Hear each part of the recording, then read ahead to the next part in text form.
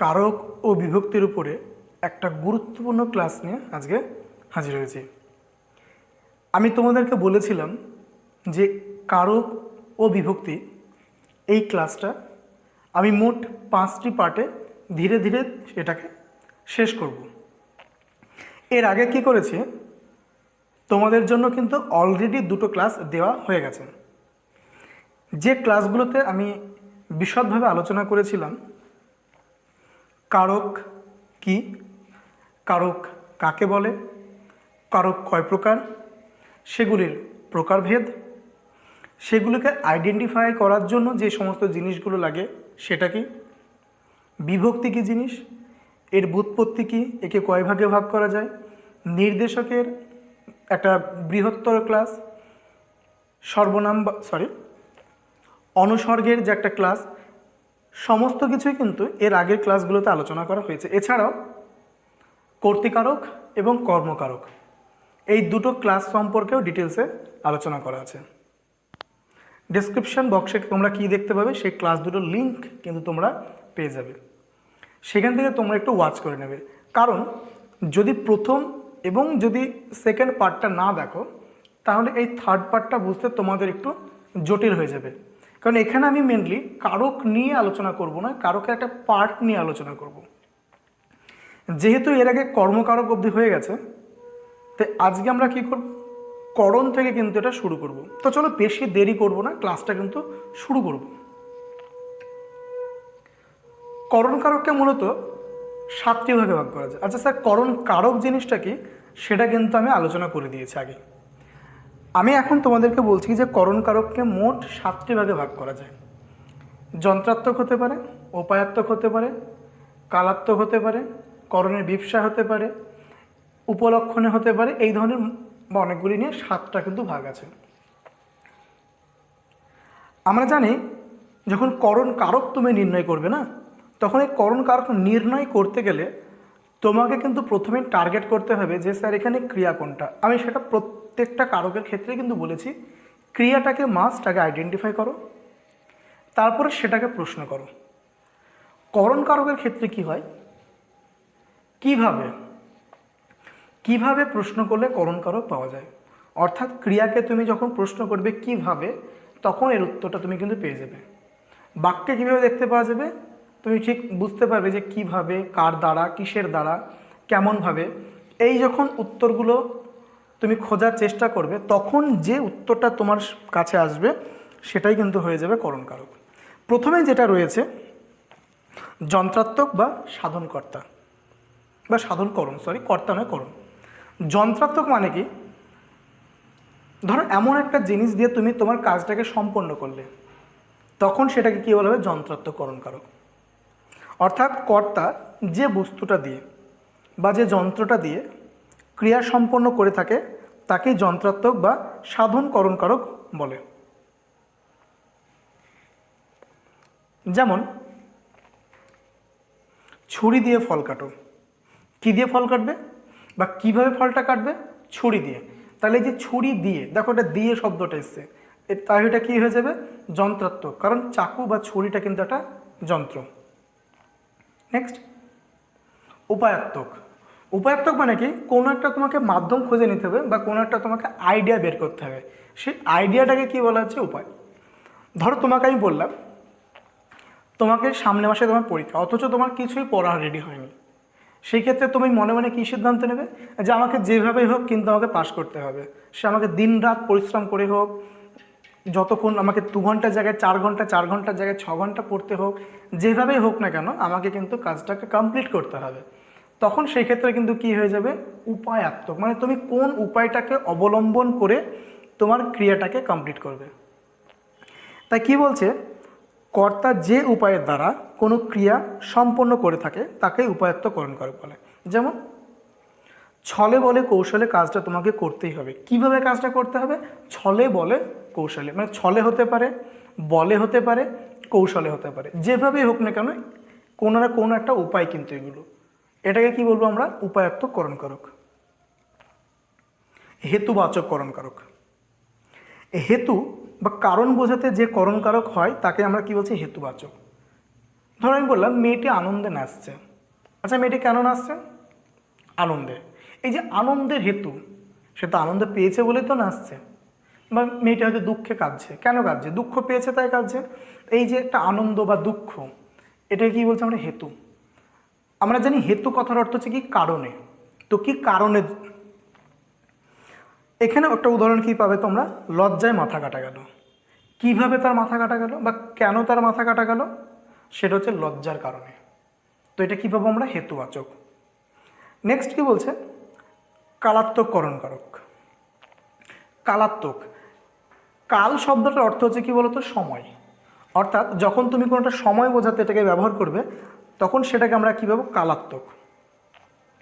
ধরো তোমাকে স্কুল থেকে একটা প্রজেক্ট দেওয়া হয়েছে, প্রজেক্টটাকে অনেক ঢিলেমিলে হয়তো করে ফেলেছো, কিন্তু প্রজেক্টটা তোমাকে হয়তো বলা হয়েছে তোমাকে প্রজেক্টটা কালকের মধ্যেই জমা করতে হবে। এই যে কালকের মধ্যে, এবার তোমার হাতে আর সময় নেই, তখন তুমি কি করবে? যে সময়টুকু তোমার কাছে আছে, 24 ঘন্টা হোক বা 12 ঘন্টা হোক, তুমি কি বলবে? যে আমাকে যেভাবেই হোক কাজটা আমাকে একদিনেই করতে হবে। এই যে একদিনেই, এটাকে আমরা কি বলবো? একটা সময় বোঝাচ্ছে। এবং কত দিনের দ্বারা? একদিনের দ্বারা আমাকে কাজটা কমপ্লিট করতে হবে। এটাকে আমরা কি বলবো? কালাত্মককরণ করক। অর্থাৎ কার্যসিদ্ধির উপায় রূপে যখন কোনো সময়কে নির্দিষ্ট করা হয়, সেখানে কালাত্মককরণ কারক হয়। যেমন একদিনে কাজটি করতে হবে। কত সময় করতে হবে? একদিনেই কাজটি কিন্তু তোমাকে করতে হবে। নেক্সট কি বলছে? উপলক্ষণে। দেখো, উপলক্ষণ কথার অর্থ হচ্ছে যে লক্ষণ দ্বারা কাউকে চেনা যায়। লক্ষণ মানে কি? এখানে কোনোটা স্মারক বা একটা চিহ্ন। উপলক্ষণ মানে কি? সেই চিহ্নটার দ্বারা যখন আমি কাউকে আইডেন্টিফাই করতে পারবো, তখন সেটাকে আমরা কি বলবো? উপলক্ষণে। ধরো কোনো একটা মানুষ হেঁটে যাচ্ছে, একটা সাধারণ মানুষ, দেখলে তার পাশে আর একটা মানুষও কিন্তু হেঁটে যাচ্ছে। একটা মানুষকে দেখলে কি গৈরিক বস্ত্র পরে আছে, তার হয়তো অনেক বড় বড় দাড়ি আছে, চুলে হয়তো জটা রয়েছে, চুলটা। তুমি দেখে কি বলবে? ওই দেখো একটা সাধু হেঁটে যাচ্ছে, সাধু হোক বা কিছু একটা হোক।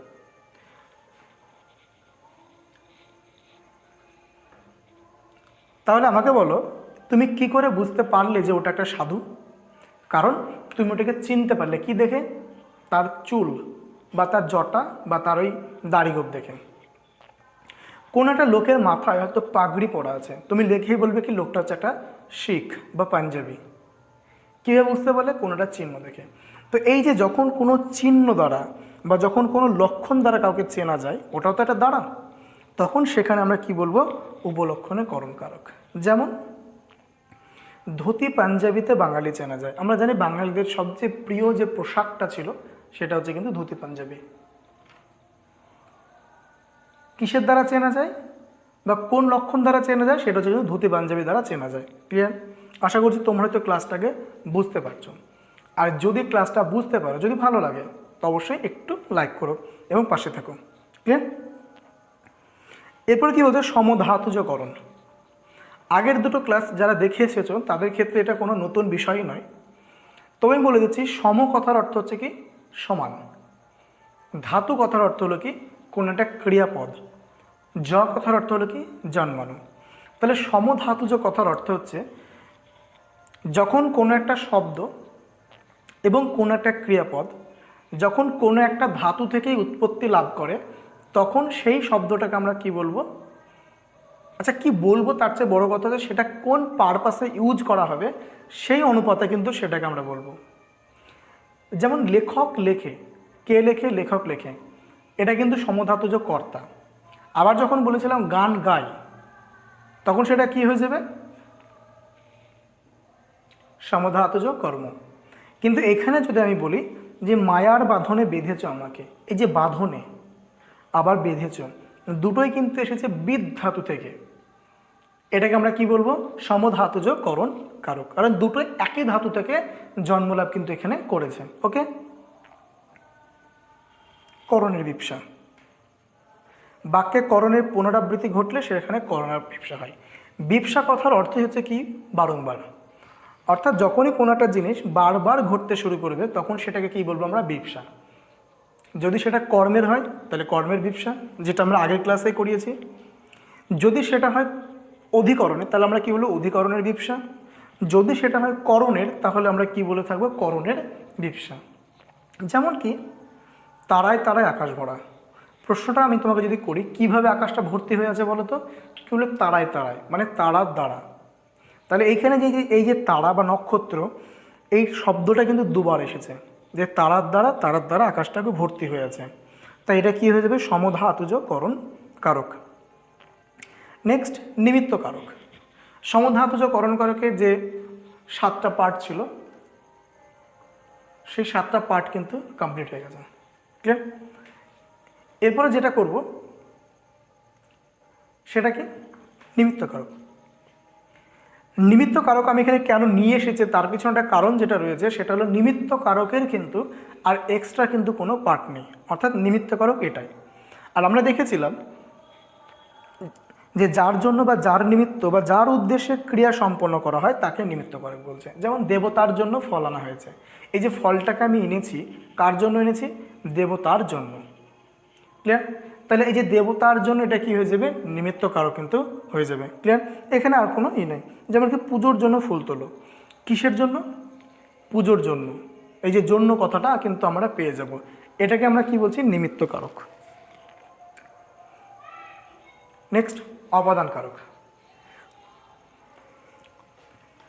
অপাদান কারক এর ক্ষেত্রে আমরা জানি প্রশ্ন করতে কাকে? কোথা থেকে, কোথা হইতে এবং কার চেয়ে।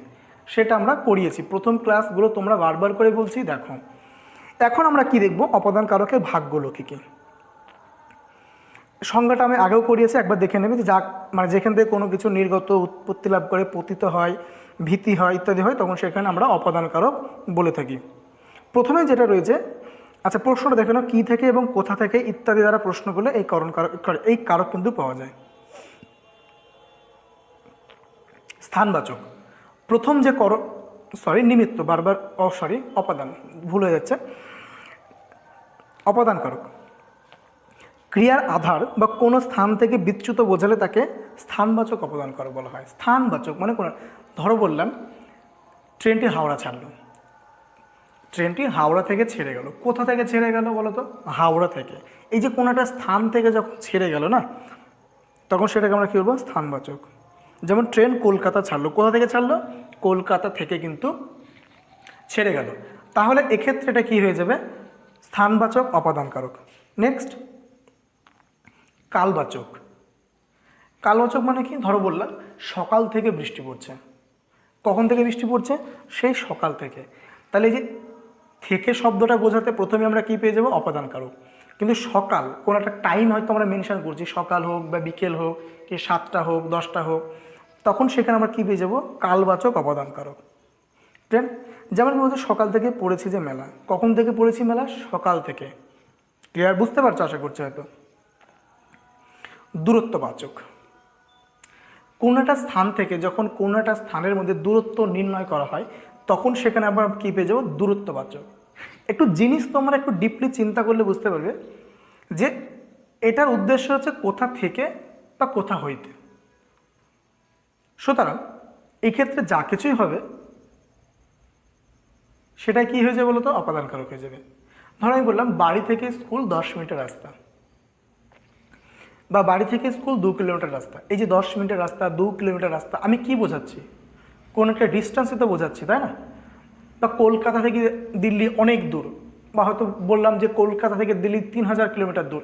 এই যেটা যাই আমি বলি না কেন, এটাকে আমরা কি বলছি? দূরত্ববাচক। যেমন কলকাতা থেকে দিল্লি অনেক দূর। কোথা থেকে? কলকাতা থেকে দিল্লি অনেক দূর। ক্লিয়ার? তুলনাবাচক। রামের চেয়ে শ্যাম পড়াশোনায় ভালো। কার চেয়ে ভালো? রামের চেয়ে। তাহলে এই যে চেয়ে শব্দটা বোঝাতে, এখানেও তো তুলনা বোঝাচ্ছে যে এর চেয়ে ও ভালো। তখন সেক্ষেত্রে কী হয়ে যাবে? তুলনাবাচক অপাদান কারক। ক্লাসটাকে একবার দেখার পর যদি মনে হয় যে বুঝতে কম পারছি, আর একবার দেখে নাও, দেখবে অটোমেটিক বুঝতে পারবে যে হ্যাঁ আমি কী বলতে চাইছি। দুই বা তার বেশি ব্যক্তির বা বস্তুর মধ্যে তুলনা বোঝাতে এই অপাদান কারক ব্যবহার করা হয়। দুজন ব্যক্তির মধ্যে যখন একজন আরেকজনের যখন শ্রেয়, খারাপ, ভালো যাই হোক না কেন, তখন কিন্তু এটা হয়ে থাকে। যেমন কি রামের চেয়ে শ্যাম পড়াশোনায় ভালো। কার চেয়ে? রামের চেয়ে। ভীতিসূচক। কোনো ব্যক্তি বস্তু থেকে ভয় পাওয়া বোঝাতে এই অপদানকারক হয়। যেমন কি বললাম হয়তো যে ইঁদুরটি বিড়াল দেখে ভয় পেয়েছে, এই যে ইঁদুরটি ভয়টা পেলোটা কাকে? বিড়াল থেকে। তাহলে এটা কি হয়ে যাবে? ভীতিবাচক অপদানকারক। কি কাকে দেখে বা কি দেখে ভয় পেয়েছে? বিচ্যুতিবাচক। বিচ্যুতি মানে কি? কোনো একটা জিনিস থেকে কোনো একটা জিনিস যখন পড়ে যায়, ধরো বললাম গাছ থেকে ফলটি মাটিতে পড়লো। কোথা থেকে ফলটি মাটিতে পড়লো? গাছ থেকে। তাহলে এই যে কোথা থেকে, ফলটা তো আগে গাছেই ছিল, সেখান থেকে যখন সেটা নিচে পড়ে গেল তখন সেটা কি হয়ে যাবে? বিচ্যুতিবাচক। ক্লিয়ার? তো বলছে যা থেকে কোনো কিছু বিচ্যুতি বা পতিত হওয়া বোঝায়। পতিত মানে কি? তোমরা জানো যে পড়ে যায় কোনো একটা জিনিস, তাকে কি বলছে? বিচ্যুতিবাচক অপদানকারক। যেমন গাছ থেকে পাতা পড়ে। কোথা থেকে পাতা পড়ে? গাছ থেকে। তাহলে গাছ থেকে কি হয়ে যাবে? বিচ্যুতিবাচক অপদানকারক। অধিকরণকারক। কাকে বলে আমি পড়াচ্ছি না, কারণ কাকে বলে আগের ক্লাসে আমি করে দিয়েছি, বারবার করে বলছি, ওগুলো একটু দেখে নেবে। ক্লিয়ার? তবু দেখে নাও একবার। আর প্রশ্ন কি করতে হয় সেটাও আমরা জানি, কখন, কোথায়, কবে, কিসে, এইগুলোর দ্বারা কিন্তু প্রশ্ন করতে হয়। এবং অধিকরণ কারককে মূলত কিন্তু চারটে ভাবে ভাগ করা যায়।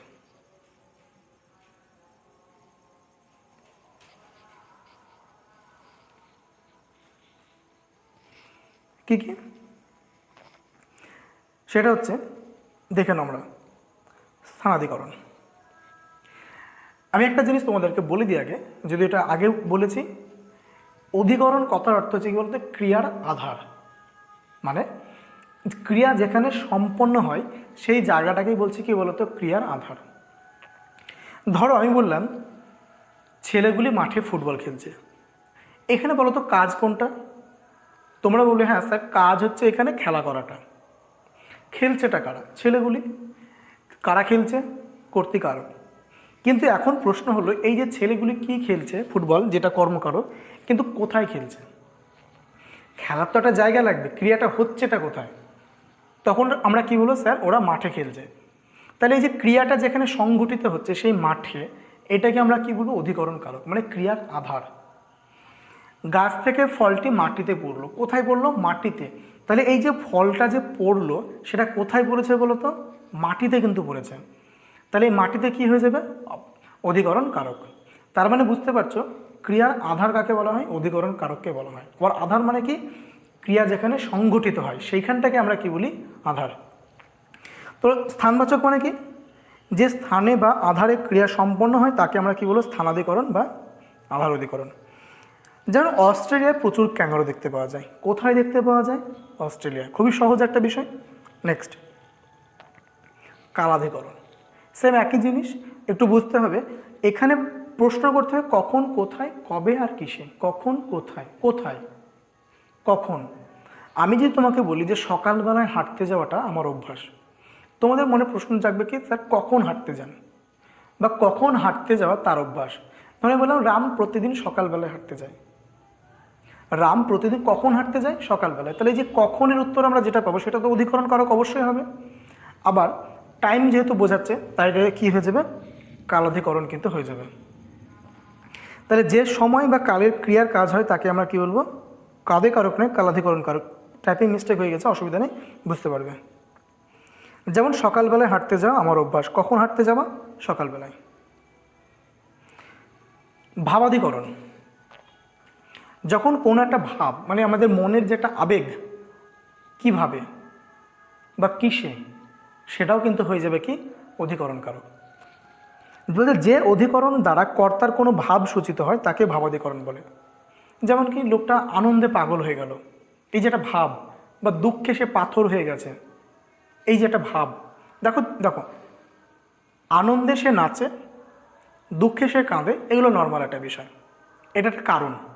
কিন্তু আনন্দে যখন আমি কী হই, বিশাল যখন বিহব্বল হয়ে পড়ি, বা শোকে যখন কাতর হয়ে পড়ি, বা যখন পাথর হয়ে যায়, তখন কিন্তু সেটা আমার আবেগ।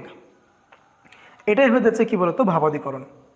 যেমন দুঃখে পাথর হয়ে গেছে, কিসে? দুঃখে। কিন্তু আমি যদি এখানে বলতাম যে সে দুঃখে কাঁদছে, তখন কিন্তু সেটা কি হচ্ছে? দুঃখে কাঁদছে করণ কারক, সে দুঃখের কারণে কাঁদছে।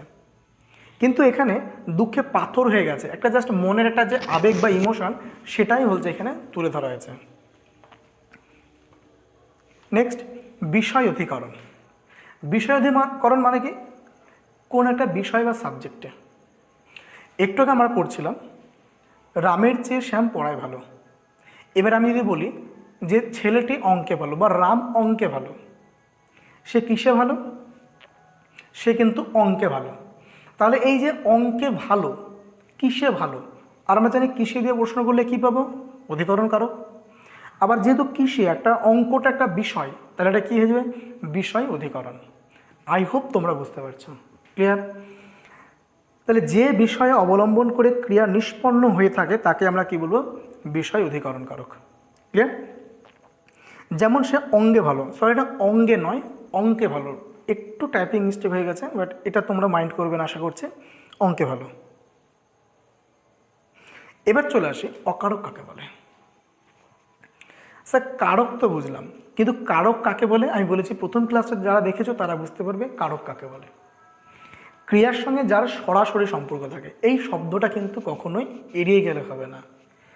বাক্যস্থিত ক্রিয়াপদের সঙ্গে যখন ওই বাক্যস্থিত নামপদ বা বিশেষ্য পদ, সর্বনাম পদ যাই বলো না কেন, তার যখন সরাসরি সম্পর্ক থাকবে তখন সেটাকে আমরা বলে থাকি কারক। কিন্তু যখন সরাসরি সম্পর্ক থাকে না তখন সেটাকে আমরা কি বলি? অকারক বলে থাকি। ক্লিয়ার? আবার বলছি, যার সঙ্গে সরাসরি সম্পর্ক থাকে তাকে আমরা বলি কারক, আর যার সঙ্গে সরাসরি সম্পর্ক থাকে না তাকে আমরা বলে থাকি অকারক। সংজ্ঞাটা দেখে নাও। বাক্যস্থিত কোনো পদের যদি ওই বাক্যস্থিত অন্য পদের সঙ্গে সম্পর্ক থাকলেও ক্রিয়াপদের সঙ্গে সরাসরি সম্পর্ক থাকে না তাকে অকারক বলে। ক্লিয়ার? যেমন দেখো, আচ্ছা এটিকে প্রথমে আগে বলে রাখি, দুটো ভাগে ভাগ করা যায়, একটা হচ্ছে সম্বন্ধ পদ, একটা হচ্ছে সম্বোধন পদ। ক্লিয়ার? তার মধ্যে প্রথমে চলে আসি যেটা সম্বন্ধ পদ কাকে বলা হয়। দেখো সম্বন্ধ মানে বুঝতে পারছি কারোর সঙ্গে কারোর একটা রিলেশন, কিন্তু সেই রিলেশনটা যখন ক্রিয়ার সঙ্গে ডাইরেক্ট থাকে না তখন সেটাকে আমরা কি বলি? অকারক বলি, কিন্তু সম্বন্ধ বলি। ফর এক্সাম্পল ধরো তোমাকে আমি বললাম যে দাদার বন্ধুরা আজকে বেড়াতে আসবে। এবার বলতো বেড়াতে আসবেটা কারা? বন্ধুরা আসবে, কিন্তু ওই বন্ধুরা কার সঙ্গে সম্পর্কিত? দাদার সঙ্গে। কিন্তু আমি যদি বলি যে কে আসবে, তাহলে বন্ধুরা আসছে, বা কার বন্ধুরা? দাদার বন্ধুরা। তাহলে দাদার সঙ্গে বন্ধুদের কি বলতো? এটা কিন্তু সম্পর্ক রয়েছে, কিন্তু ক্রিয়ার সঙ্গে কেন ডাইরেক্ট নাই? তুমি একবার চেষ্টা করে দেখো, যদি বলি যে দাদার আসবে, কোনো প্রশ্ন বা উত্তর কিন্তু হচ্ছে না। কে আসবে বললে, আমি যদি বলি যে দাদার আসবে, দেখো কিন্তু আসছে না। তাহলে যে দাদার সঙ্গে বন্ধুরা কি আছে? একটা সম্পর্কতে জড়িত রয়েছে, এটাকে আমরা কি বলবো? সম্বন্ধপদ বলবো। ক্লিয়ার? তার মানে সম্বন্ধপদ মানে কি? বাক্যস্থিত কোনো একটা পদের সঙ্গে যখন সরাসরি ক্রিয়াপদের সঙ্গে সম্পর্ক থাকে না, বাট অন্য কোনো পদের সঙ্গে সম্পর্ক থাকে, তখন সেখানে আমরা কি বলে থাকবো? সম্বন্ধপদ। সংজ্ঞাটা দেখে নিতে পারো। বিশেষ্য বা সর্বনামের সঙ্গে অন্য বিশেষ্য বা সর্বনামের সম্পর্ক থাকলেও ক্রিয়ার সঙ্গে সম্পর্ক থাকে না, তখন তাকে সম্বন্ধ পদ বলে। যেমন খাঁচার পাখি বলে। অ্যাকচুয়ালি বলছে এটাকে পাখিটা, কিন্তু খাঁচার পাখিটার সঙ্গে কি সম্পর্ক আছে বলো তো? খাঁচার সম্পর্ক আছে, যে পাখিটা কোথাকার পাখি? খাঁচার পাখি। কিন্তু খাঁচার বলে কোনো উত্তর কিন্তু হবে না। কে বলে? খাঁচার বলে, এরকম কোনো হয় না। খাঁচার পাখিটা বলছে, তাহলে পাখিটার সঙ্গে খাঁচাটার কি আছে? একটা সম্বন্ধ পদ রয়েছে, এটাকে আমরা কি বলছি? সম্বন্ধ পদ, এবং এটা একটা অকারক। ক্লিয়ার? নেক্সট, সম্বোধন পদ কাকে বলে? সম্বোধন কথার অর্থ হচ্ছে কাউকে ডাকা। তার মানে যে পদের দ্বারা কাউকে আমি ডাকছি সেটাকে আমরা কি বলবো? সম্বোধন পদ। ধরো এবার আমি কাউকে বললাম যে ওহে খোকা একটু শোনো। ওই যে ওহে কিংবা ওগো, এই যে ডাকগুলা দিই, বা আমি যদি বলি যে হে ভগবান একটু তাকাও, আমি বলছিটা কাকে? ভগবানকে বলছি যে ভগবান একটু তাকাও। কিন্তু এই যে হে হে কথাটা লাগাচ্ছে, এই হে কিন্তু কোনো কারোর সঙ্গে সম্পর্কে কিন্তু নেই। হেটাকে আমরা কেন ইউজ করে থাকি? কাউকে ডাকার জন্য, যে হে ভগবান, ওগো শুনছো, বা ওহে খোকা। ঠিক আছে? এই সমস্ত জিনিসগুলোকে কি বলা হবে? সম্বোধন পদ। বুঝতে পারছো? যে পদের দ্বারা কাউকে ডাকা অর্থাৎ সম্বোধন করা হয় বা কাউকে উদ্দেশ্য করে কিছু বলা হয় তাকে সম্বোধন পদ বলে। যেমন হে ভগবান কিছু করো মোরে দান, হে ভগবান। ক্লিয়ার? সখী তুই কোথায়, এই যে তুই কোথায় সেটাই কিন্তু আমার অ্যাকচুয়াল উদ্দেশ্য ছিল, যে তুই কোথায় বা তুমি কোথায়, কিন্তু আমি কি বলছি সখী, এই যে আমি একটা ডাকছি কাউকে, সেটা কিন্তু আমার ক্রিয়াপদের সঙ্গে কোনো সম্পর্ক নাই। যে সখী তুই কোথায়, তুই কোথায়, সখী কোথায় না, সখী তুই কোথায়। তার মানে এই ডাকটাকে আমরা কি বলে থাকি? সম্বোধন পদ, কাউকে একটা উদ্দেশ্য করে ডাকা। ক্লিয়ার? তো আজকের মতো ছিল এইটুকু ক্লাসটা। পরবর্তী আর একটা বা দুটো ক্লাস রয়েছে, সেই ক্লাস দুটোতে আমি কি করব, একই বিভক্তি বিভিন্ন কারকে কি করে ব্যবহার করা হয়, যেগুলো পরীক্ষায় আমাদেরকে খুব ডিস্টার্ব করে বা জানার জন্য যেটা আমাদেরকে শিখতেই হবে।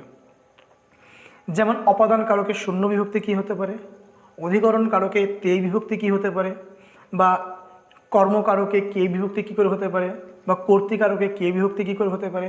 এই যে বিভক্তিগুলো বিভিন্ন কারকে যে ব্যবহার আমরা করব, সেটা হবে আমার পরবর্তী ক্লাস। আর ফিফথ ক্লাসে আমরা কি করব, বিভিন্ন পরীক্ষায় বিশেষত যারা মাধ্যমিক পরীক্ষা দেবে তাদের জন্য স্পেশালি ক্লাসটা তৈরি করা। তাই মাধ্যমিক পরীক্ষাতে কারকের উপর বেস করে আমি অন্তত 100টা কোশ্চেন নিয়ে আসবো। যে 100টা কোশ্চেন তোমরা যদি করো তাহলে কি হয়ে যাবে, তোমরা একদম পুরো বুঝতে পারবে সহজ করে। আর আমার সঙ্গে সঙ্গে তোমাদেরও কি হয়ে যাবে, একটু কিন্তু প্র্যাকটিস হয়ে যাবে। ওকে, তো চলো আজকের মতো এইটুকুই, দেখা হচ্ছে আবার নেক্সট দিন নেক্সট কোনো একটা ভিডিও নিয়ে। ততক্ষণ টাটা।